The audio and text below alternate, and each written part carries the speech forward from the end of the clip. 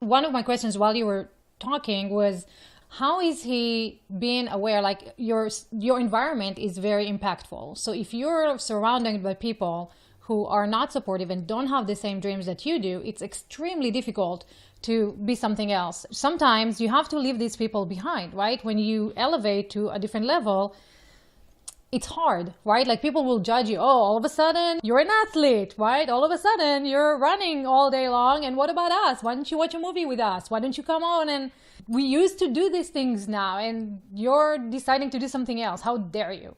It's difficult to think about, well, I need to leave people behind if I want to become a different version of myself. So you went to books to get that support, or did you have a support circle around you that said, hey, this is the friends I want to be with?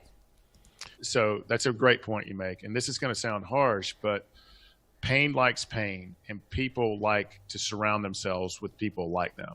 Yeah. And so once you start wanting to be better, do better, become better, you're going to do the hard work for yourself. And unfortunately, it doesn't mean you don't love them, doesn't mean you don't want the best for them. But if they're not doing any of the same work you're doing, eventually you're going to have to move on from them.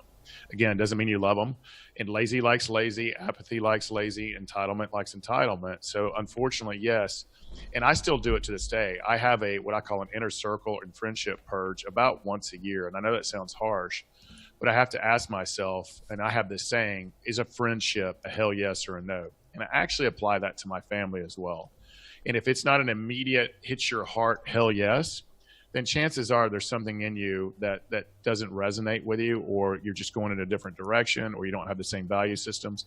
But for me, it was very difficult. I grew up in and around violence and abuse, and I became violence and abuse. Oh, wow. And so the reason I was put in my situation is at 18, I committed a violent crime and ended up looking at 7 years in prison and actually spent my 19th birthday incarcerated. So it was imperative for me to get rid of the negative people, the negative forces, the negative influences in my life so that I could better myself. But I didn't have any time for friendships, playing, Xbox, movies, because I literally was working and going to school at night, working and going to school at night. And eventually I was lucky, and I was taking out debt for that school. And eventually, once I had my grades up, and luckily by the grace of God, those felonies were dropped to misdemeanors, I ended up at the University of Georgia, where I quit work, but I was financing everything I did, from how I lived to what I ate.